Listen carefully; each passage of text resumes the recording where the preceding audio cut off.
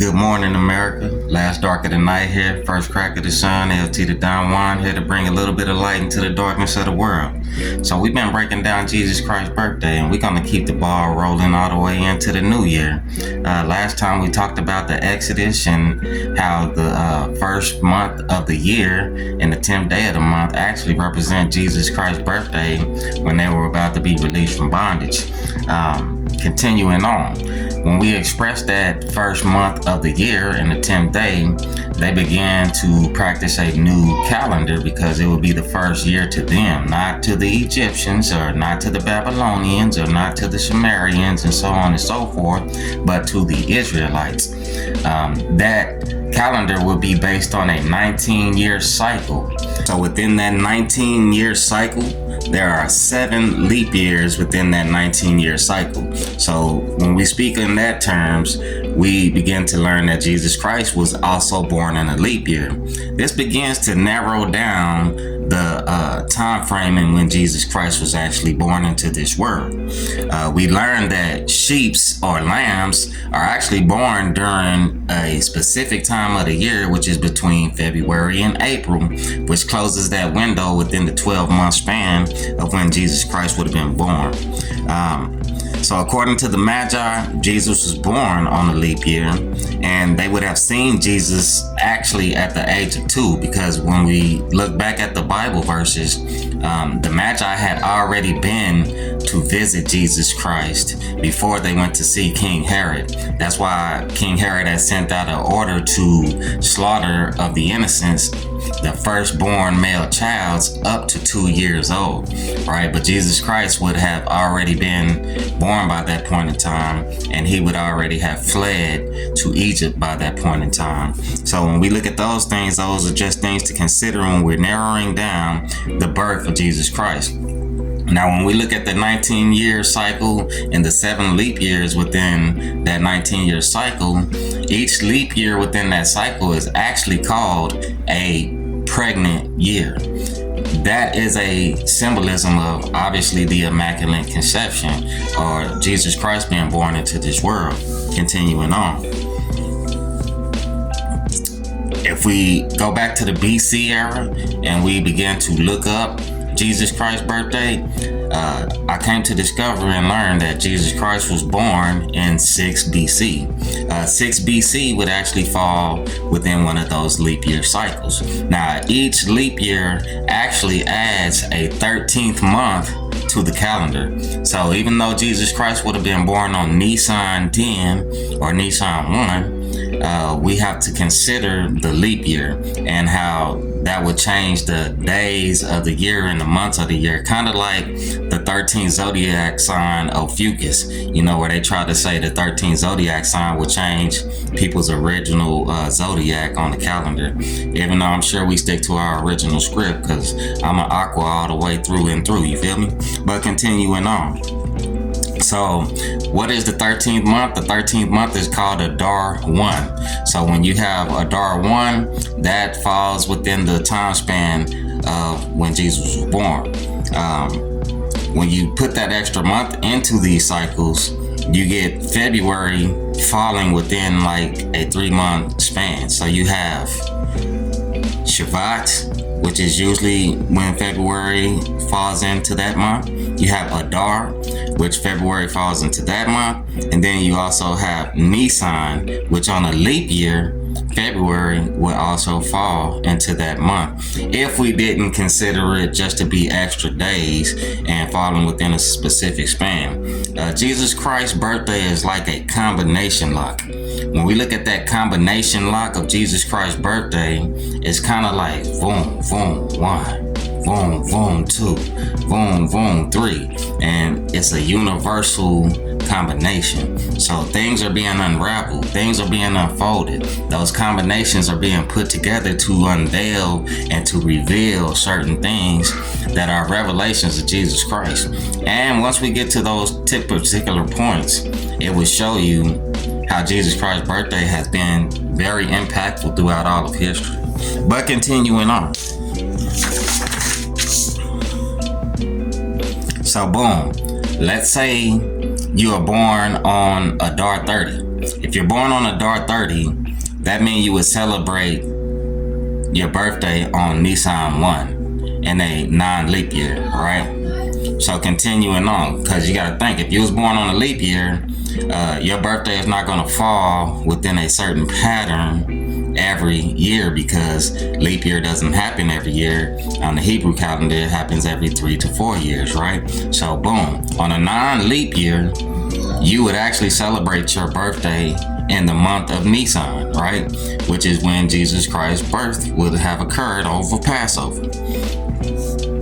Now, why is Christ's birthday hidden? Why would Christ's birthday be so obscure? Why would they not want God's people to know his true birthday? The Israelites celebrated feast days, festivals, holidays, right? They celebrated these different times and seasons in remembrance of God. So when we think about Christ's birth, imagine how many decades and generations you have actually missed giving reverence to God, reverence to Christ, right? In a true essence, there are powerful happenings that go on. There's powerful energy that is expressed throughout those particular dates, especially when people are practicing them and keeping the commandments and are aware of their purpose, right? If you go to the book of Daniel, chapter 2, it kind of explains why they probably would keep these things obscure. It says, when speaking about God, it says, he changes times and seasons. He removes kings and sets up kings. He gives wisdom to the wise and knowledge to those who have understanding. He reveals deep things and hidden things, and he knows what lies in the darkness. And in the light dwells within him. So Jesus Christ, God himself, he rises up kings and brings down kings. He rises up nations and brings down nations. But would he actually do that according to a specific time? Would that time be so validable and infallible that it would be so consistent all the way up until now? I came to know so and believe so with unimaginable knowing. But continuing on, when we look at just the Israelites and the 40 years wandering in the wilderness, they came out of Egypt at the first month of the year on the 10th day, and they also went into the promised land led by Joshua in the same manner. So if you go to Joshua chapter 1, verse 19, and you go to Exodus 12, those two chapters are very relevant to each other 40 years apart. It says in Joshua 1:19, now that they came up from the Jordan on the 10th day of the first month, and they camped in Gilgal on the east border of Jericho. They spent their first Passover after 40 years in the promised land. They crossed over the Jordan River exactly at the same time that they would have came out of bondage.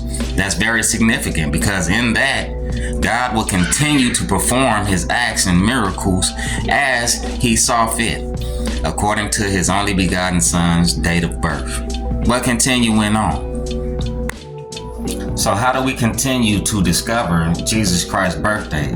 As we remember, the Magi, when they were going to see Jesus Christ, they had seen a star in the sky, a moving star, which they followed to find Jesus Christ. In the year 2015 is when I came to these revelations of Jesus Christ's true birthday, that he had a family, that he had a wife, that he had a whole existence outside of what the Bible tells us, plainly even, but he speaks of those same things allegorically speaking. But I came to learn that that moving star was a conjunction of planets, and I came to know that one of those main planets that were a conjunction of was the planet Jupiter. So we know that Jesus Christ was born in 6 BC. We know that he was born on the first month of the year, and we also know that he was born on the 10th day of the first month of that year. Now, how can we discover these things even further and break it all the way down so that the revelations of Jesus Christ's birthday will become known infallibly true? Let's take a look at the planet Jupiter in the year of 6 BC. Making video about the date a potential date of the birth of Jesus by Jonathan Cahn. And I just want to show you some of my observations based on what he says, and then we'll look at what the stars were doing at the time of the dates that he says. I think they'll find it interesting. Bethlehem, and Magi from the east came to Jerusalem, saying, "Where is he who was born King of the Jews? We saw his star in the east, and we came to worship him." Here we have now the clue of the Magi. The Magi that were priests, and as you said, astrologers. Now we know astrology is wrong, bad, have nothing to do with it. No Christian has any business. But God is sovereign, and that's what they know. They're looking at the stars. Back then, astrology and astronomy were basically the same. They believed there were signs, but God is able to speak. So the thing is that, what is this star? Now, there are people who've said it's some, conjunction. Well, the problem is no natural star is able to move across the thing. I mean, it can move in the heavens with everything, but it can't move and guide you to a place. So it is a supernatural thing. But what's happening is, what do we know about this star? That they're led to a manger. And first of all, say something else, and you probably all know it, but this is a misconception. You see the nativity scenes, and you see the Magi there. The Magi were never there. They were never there. The Magi were 2 years later. Now, do we have a clue? When did this happen? Well, Herod's alive, and he says 2 years, kill them, according to when they saw the star. So, Herod, do we know when he died? Herod died 4 BC. So right away, we know that Jesus was born BC.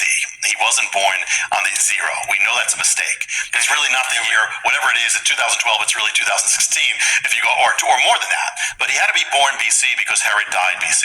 So then it's 2 years before. So that's pointing us to 6 BC with the Magi seeing something.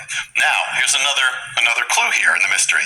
If the Magi just saw a star in the sky, how would they know that this is King of the Jews? I mean, how would they put a star, a star appears, but how do you know King of the Jews? One interesting thing is that, remember, there was the prophet Daniel, and he went to Babylon. The Bible says that he became the head of the wise men of Persia. The wise men of Persia were the Magi. So actually, Daniel is the one who actually gives the time of Messiah's coming. He gives that countdown. So it's possible he could have passed down that went to the Magi the time around when he came. They still wouldn't know when he's born, but it would say when he's going to Jerusalem. But they could already be saying, okay, something may happen soon. But how do they know? By looking at a star, how do you get King of the Jews? And here's a thing. And remember, it's not about astrology is wrong, but God's able to speak the language to speak to them.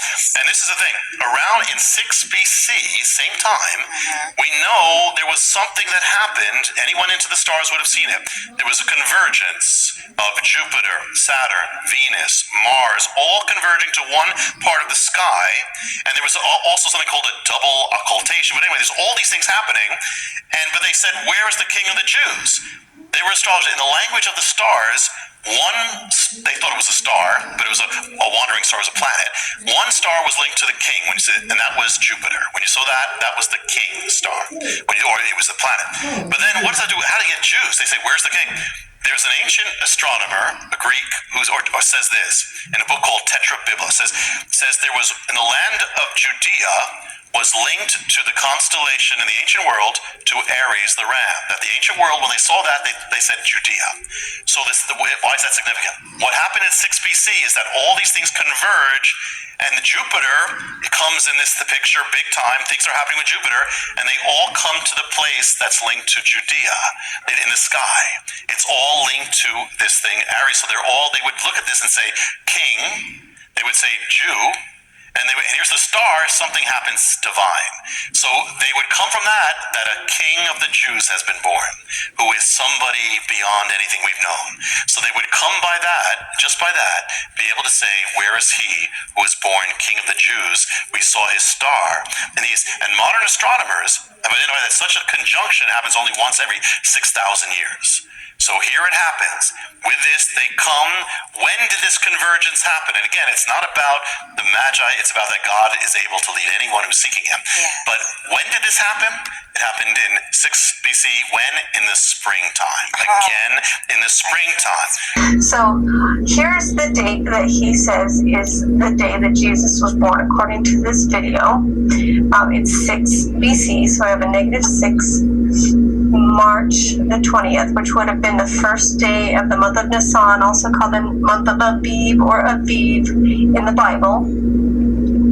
And on that morning, from the standpoint, latitude and longitude of Jerusalem in Israel, this is the morning of that happening. So his comment is that on this day, we have all these conjunctions of the stars together, and we have Jupiter being in prominence. This is the kicker.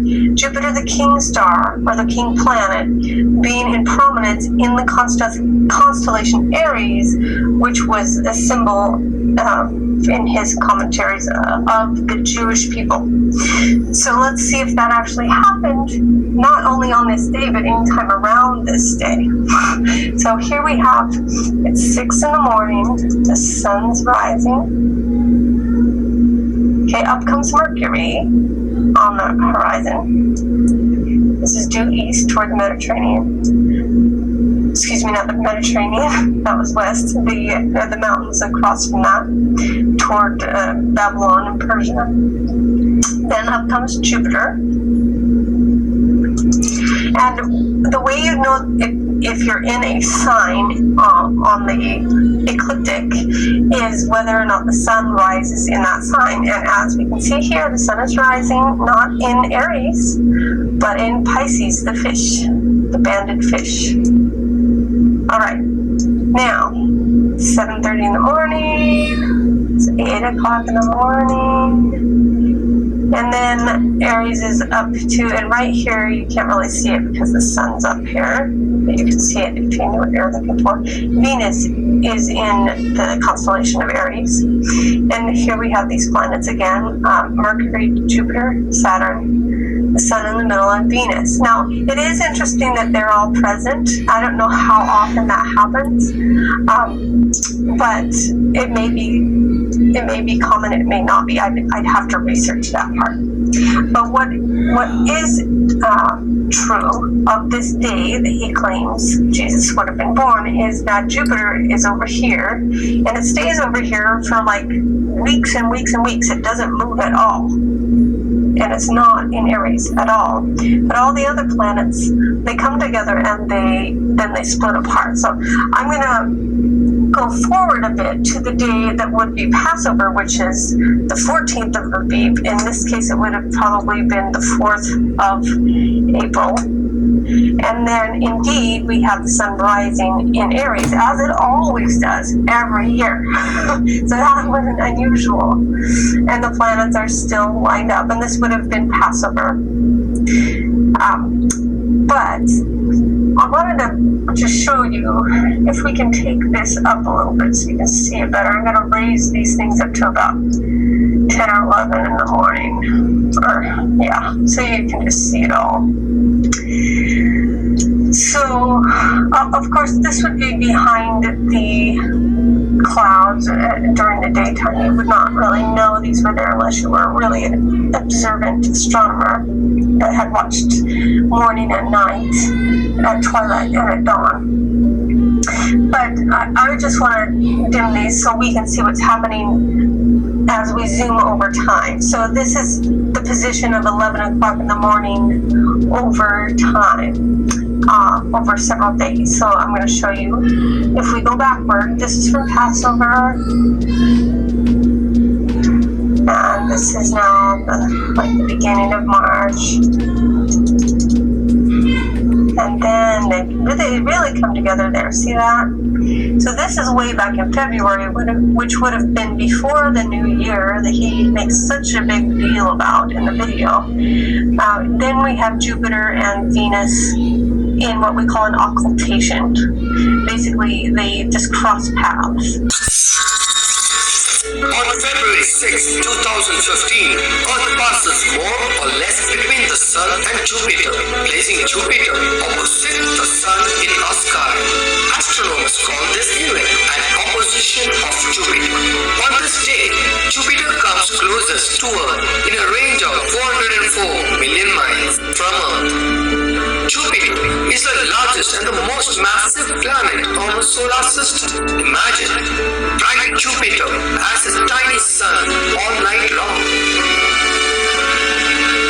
Well, be sure to look for Jupiter on the night of February 6, 2015.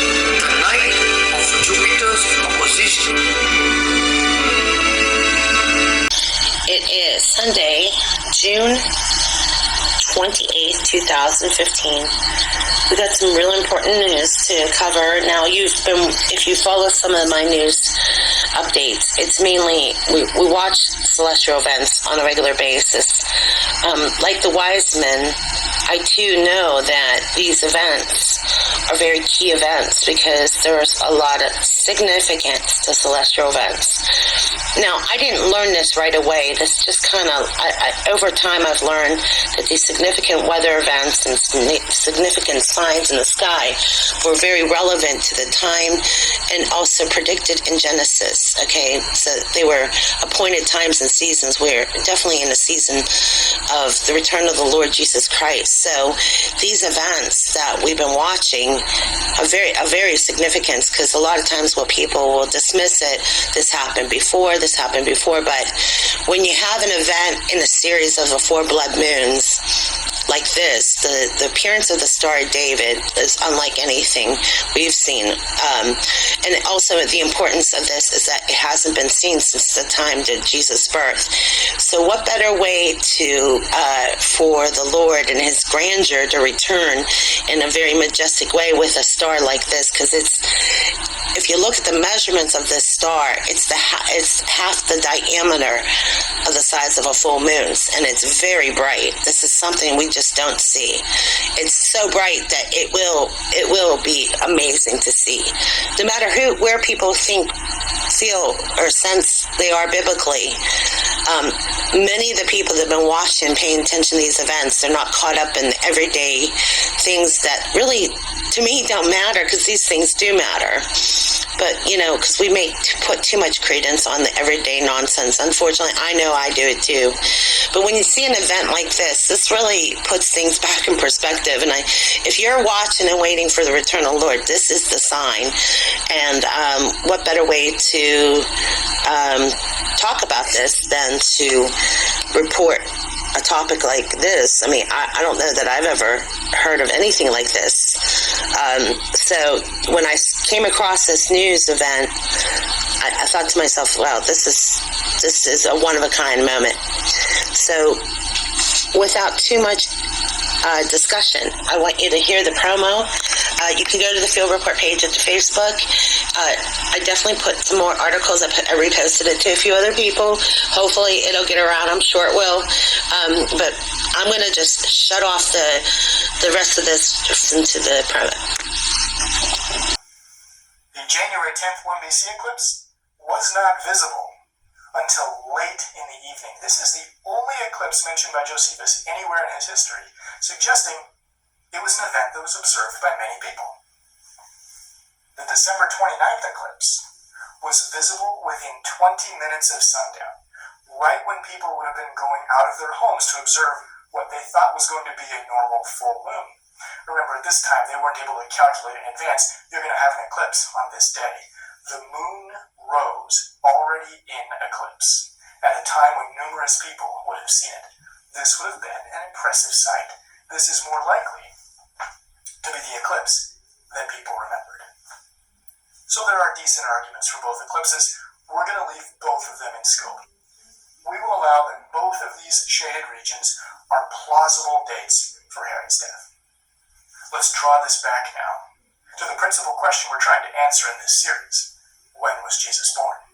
We know from the Gospel of Matthew that Jesus was born during the lifetime of Herod the Great. With the latest possible date of death for Herod somewhere in around February AD 1, we can definitely say absolutely Jesus is born before that time. However, keep in mind, during the final days of Herod's lifetime, there's a lot of travel. We also have recorded in Matthew the visit of the wise men, the Magi. They had to go meet Herod. He had to be in a state to receive them. Then they go to find Jesus. Then they don't come back. Herod realizes they haven't come back and orders his soldiers to go massacre the infants in Bethlehem. All of this would take some time. If you pair up what we're told in Matthew with what we're told in Luke, it appears that an absolute minimum, Jesus is 6 weeks old before his family flees to Egypt. What that means is if the absolute latest possible date of Herod's death is sometime in February of AD 1, go back 6 weeks. The absolute latest, probably a little bit earlier, but the absolute latest possible date of Jesus' birth would be the end of 1 BC. That gives us a datum we can now use in our chronology. Jesus is not born after the beginning of AD 1. December of 1 BC will be the latest possible date we can consider in our chronology. Today is June 30th, 2015, and it's 2:43 a.m. and I'm watching a pinkish and brownish, orange-colored moon. This is a rare event.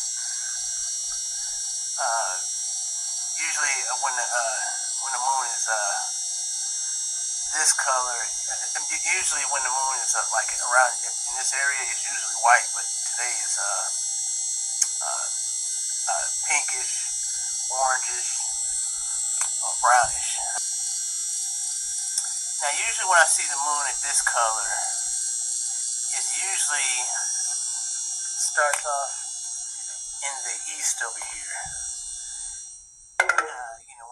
When it first rises, it's usually very big at that time.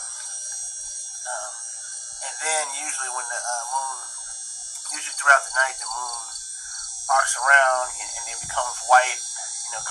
Goes to the normal white color. Then arcs all the way around the sky. And then when it sets again, it usually turns brown, like big and brown, when it sets in the west, over here to the right. But not this time. Today, this moon is brown or orange throughout the night. This goes along with what, the other time that I usually would see, maybe see a brown moon like this is when, during an eclipse. But not this time. Right now there's no eclipse and the moon is not setting to the west right now. It's just brown up here. It's like another blood moon. It's another sudden blood moon or something. It's very interesting. And it kind of goes along with a lot of. We've been having a lot of unusual patterns and weather and things happening as of lately. For example, we've been getting as of lately we've already had 3 blood moons, and we're supposed to be due for another one in September, and then we've been having strange weather. For example, yesterday we had a very rare storm that came here through St. Louis, in which they said that I guess the weather, the clouds that were causing, the front that was causing the storm was coming from the south. It was like cold air coming from the south instead of the north. Well, you know how north is cold and south is hot. Well, they said that the storm cell was coming from cold air from the south, and was coming up here through St. Louis, and that's what caused a lot of some tornadoes and a big hailstorm here yesterday. In 18 years, precisely, the planets will align ever so nicely.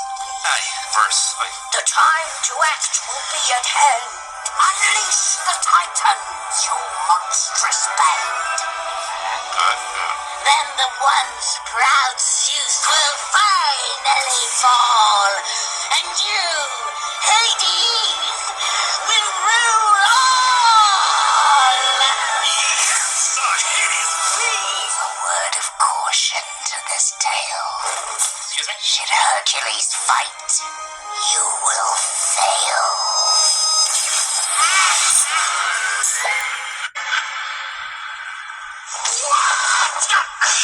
Okay, fine. I'm cool. I'm fine.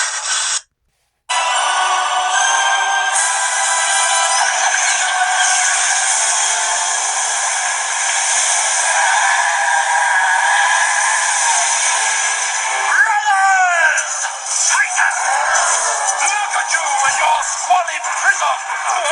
Who put you down there? And now that I set you free, what is the first thing you're going to do? Destroy him! Good answer.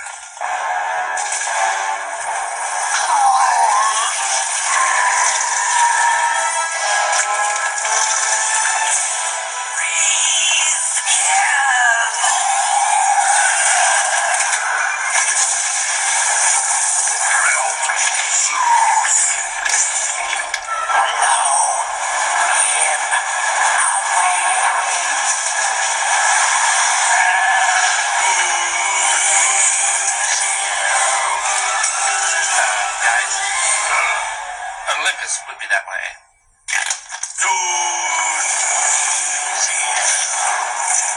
Hold it, Bright Eye.